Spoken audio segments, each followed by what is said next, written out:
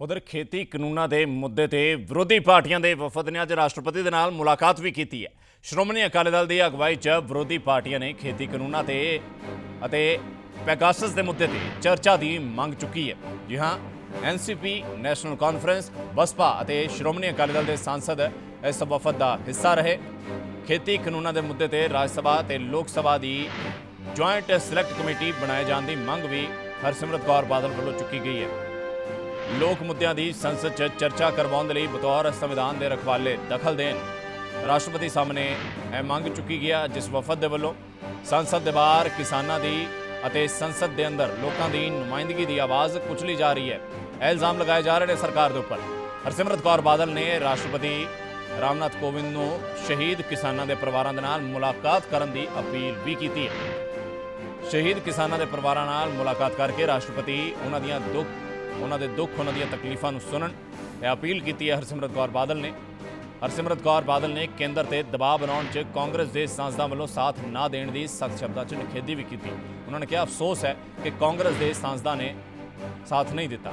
ਉਹਨਾਂ ਨੇ ਮੁੜ ਤੋਂ ਕਾਂਗਰਸ ਨੇ ਸਾਰੀਆਂ ਵੱਡੀਆਂ ਪਾਰਟੀਆਂ ਨੂੰ ਖੇਤੀ ਕਾਨੂੰਨਾਂ ਦੇ ਮੁੱਦੇ ਤੇ ਇਕਜੁੱਟਤਾ ਵਿਖਾਉਣ ਦੀ ਅਪੀਲ ਵੀ ਕੀਤੀ ਹੈ। ਤਸਵੀਰਾਂ ਤੁਹਾਡੀ ਟੀਵੀ ਸਕਰੀਨਸ ਤੇ ਵਫਦ ਵੱਲੋਂ ਅੱਜ ਰਾਸ਼ਟਰਪਤੀ ਦੇ ਨਾਲ ਮੁਲਾਕਾਤ ਕਰਕੇ ਕਿਸਾਨਾਂ ਦੀ ਆਵਾਜ਼ ਹੋਰ ਜ਼ਿਆਦਾ ਬੁਲੰਦ ਕੀਤੀ ਗਈ।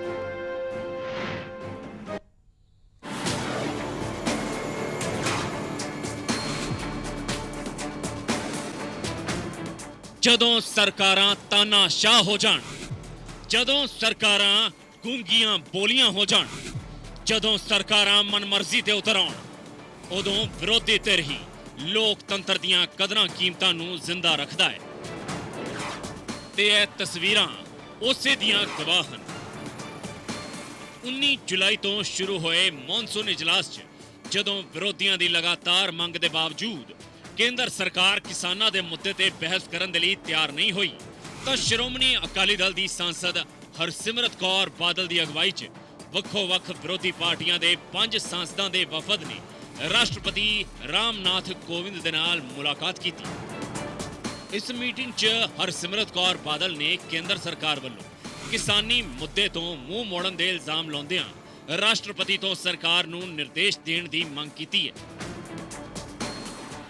डेमोक्रेसी और डेमोक्रेटिक परंपराओं को जितना डेंजर आज की डेट में दिख रहा है कि संसद के बाहर लोगों की आवाज कुचली जा रही है, जैसे आप देख रहे हो किसानों के साथ पिछले साल भर से क्या हो रहा है, और अब संसद के अंदर लोगों के चुने हुए नुमाइंदों की आवाज भी कुचली जा रही है। तो ये डेमोक्रेसी का एक बहुत बड़ा नुकसान है और डेमोक्रेटिक इंस्टीट्यूशन का भी एक बहुत बड़ा नुकसान है। और as custodian of the country, conscious keeper of the nation, हम आपको अपील करते हैं कि इस सरकार पे दबाव पाया जाए कि लोगों के मुद्दे, विपक्षी पार्टियों के मुद्दे को एडमिट करके ये संसद चले। मेजर इशू तो सबसे बड़ा आज किसान का था और दूसरा पार्लियामेंट को चलाने का, कि आप कस्टोडियन है डेमोक्रेसी के। ये तो डेमोक्रेसी का सिस्टम नहीं। हम मांगते हैं कि पार्टी में चले, डिस्कशन हो, ये बात ही नहीं हमारी सुनते। और राष्ट्रपति जी ने कहा कि हाँ, हम कोशिश करेंगे, जो मैं कर सकता हूँ मैं कराऊंगा। ਸਾਬਕਾ ਕੇਂਦਰੀ ਮੰਤਰੀ ਹਰਸਿਮਰਤ ਕੌਰ ਬਾਦਲ ਨੇ ਰਾਸ਼ਟਰਪਤੀ ਨੂੰ ਕਿਸਾਨੀ ਅੰਦੋਲਨ ਦੌਰਾਨ ਮਾਰੇ ਗਏ 500 ਤੋਂ ਵੱਧ ਕਿਸਾਨਾਂ ਦੇ ਪਰਿਵਾਰਾਂ ਨੂੰ ਮਿਲਣ ਅਤੇ ਉਹਨਾਂ ਦੀ ਤਕਲੀਫ ਸੁਣਨ ਦੀ ਵੀ ਅਪੀਲ ਕੀਤੀ ਹੈ। मैं तो आज राष्ट्रपति जी ਨੂੰ ਆ ਵੀ ਕਿਹਾ ਕਿ ਜਿਹੜੀ ਤੁਹਾਡੀ ਸਰਕਾਰ ਕਹਿੰਦੀ ਕੋਈ ਕਿਸਾਨ ਅੰਦੋਲਨ 'ਚ ਮਰਿਆ ਹੀ ਨਹੀਂ, ਉਹ ਪਰਿਵਾਰ ਅਸੀਂ ਤੁਹਾਡੇ ਨਾਲ ਮਿਲਾਣਾ ਚਾਹੁੰਦੇ ਹਾਂ, ਤੁਹਾਨੂੰ ਮਿਲ ਕੇ ਆਪਣੀ ਦੁੱਖੜਾ ਦੱਸਣਾ ਚਾਹੁੰਦੇ ਹਾਂ, ਸਮਾਂ ਦਿਓ ਉਹਨਾਂ ਨੂੰ। ਇਸ ਦੇ ਨਾਲ ਹੀ ਕੇਂਦਰ ਸਰਕਾਰ ਵੱਲੋਂ ਕਿਸਾਨੀ ਅੰਦੋਲਨ ਦੌਰਾਨ ਮਾਰੇ ਗਏ ਕਿਸਾਨਾਂ ਦੀ ਜਾਣਕਾਰੀ ਨਾ ਹੋਣ ਦੇ ਬਿਆਨ ਤੇ ਜੇਪੀਸੀ ਬਣਾ ਕੇ ਇਸ ਦੀ ਪੜਤਾਲ ਕਰਵਾਏ ਜਾਣ ਦੀ ਵੀ ਮੰਗ ਹਰਸਿਮਰਤ ਕੌਰ ਬਾਦਲ ਵੱਲੋਂ ਕੀਤੀ ਗਈ। जब कृषि मंत्री कहते हैं कि इस काले कानून करके एक भी किसान की मौत नहीं हुई है, तो आप सोचें ये आक्रोश को घटाना नहीं, आक्रोश को बढ़ाने का काम करता है। जो किसान अपनी जानें गंवा रहे हैं, किसान की क्यों नहीं सुन रही है? तो इसलिए हमने राष्ट्रपति जी को अपील किया कि आप सरकार पे दबाव पाइए कि एक जॉइंट सेलेक्ट कमेटी आप बना दीजिए राज्यसभा लोकसभा के एमपीज पे। जो सरकार फेल हो चुकी है किसान के मुद्दे को सुलझाने में, तो एमपीज को बीच में डालिए। जो 500 किसान मर चुके हैं, तो 2024 तक कितने और हजार हम मारना चाहते हैं? ਇੱਕ ਮਜ਼ਬੂਤ ਵਿਰੋਧੀ ਧਿਰ ਹੀ ਸਰਕਾਰ ਨੂੰ ਤਾਨਾਸ਼ਾਹ ਹੋਣ ਤੋਂ ਰੋਕ ਸਕਦਾ ਹੈ। ਪਰ ਕਿਸਾਨੀ ਮੁੱਦੇ ਤੇ ਕਾਂਗਰਸ ਸਣੇ ਹੋਰ ਵਿਰੋਧੀ ਪਾਰਟੀਆਂ ਦਾ ਸਾਥ ਨਾ ਮਿਲਣ ਤੇ ਹਰਸਿਮਰਤ ਕੌਰ ਬਾਦਲ ਵੱਲੋਂ ਨਿਰਾਸ਼ਾ ਵੀ ਜਤਾਈ ਗਈ। दुख की बात यह है कि मैंने अपने आप कांग्रेस के जो लीडर हैं अधीर रंजन चौधरी जी को अप्रोच किया, टीएमसी को अप्रोच किया, डीएमके जिनके पास सबसे बड़े नंबर्स हैं उन सबको मैंने अप्रोच किया कि हम लोग रल मिल के ये इस मुद्दे को उठाएं।